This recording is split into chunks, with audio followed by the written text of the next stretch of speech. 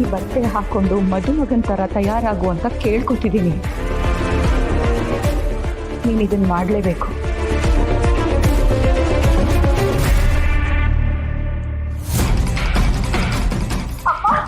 ಸಾಯಿಸ್ತೀನಿ ಅಂದ್ರು ನನಗೆ ಸಾವಿನ ಭಯ ಇಲ್ಲ ಅನ್ನಂಗಾಯ್ತು. ತಿಪ್ಪೇಲಿ ಸಿಕ್ಕದವನ ಬಗ್ಗೆನೇ ಯೋಚನೆ ಅಲ್ವಾ ನಿನಗೆ?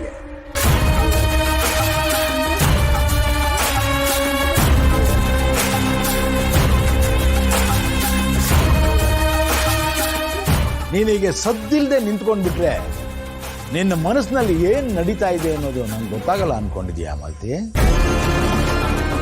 ನನ್ನ ಭಯಕ್ಕೂ ಕೇರ್ ಮಾಡದೆ ಅವನನ್ನು ಕಾಪಾಡೋದಕ್ಕೆ ನಿಂತ್ಕೊಂಡ್ಬಿಟ್ಟಿದ್ಯಲ್ಲ. ಸುಮ್ಮನೆ ಬಿಡ್ತೀನ ನಾನು ನಿನ್ನ? ನನ್ಗೇನು ಗೊತ್ತಿಲ್ಲ ರೀ. ಯಾಕೆ ಹೀಗೆ ಹಿಂಸೆ ಮಾಡ್ತಿದ್ದೀರಾ? ಹಿಂಸೆ? ಇದು ಹಿಂಸೆನಾ?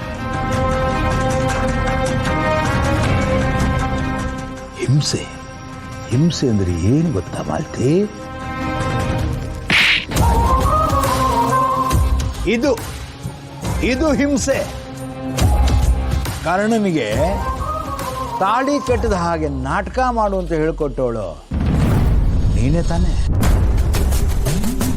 ಈ ಸುಳ್ಳಿನ ಮದುವೆ ಸೂತ್ರಧಾರಿ ನೀನೇ ತಾನೆ?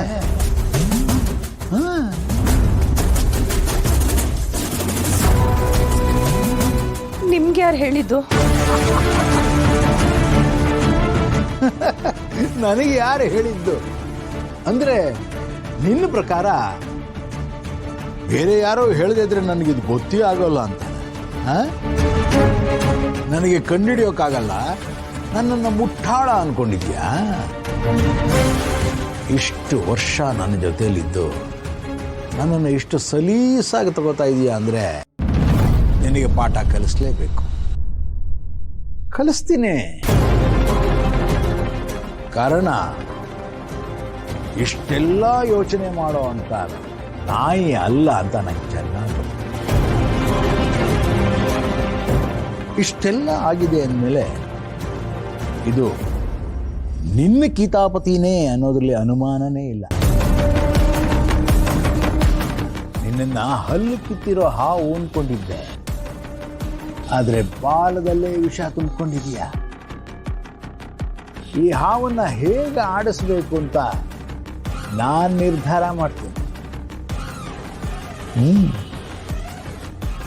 ನಾನು ನಿರ್ಧಾರ ಮಾಡ್ತೀನಿ.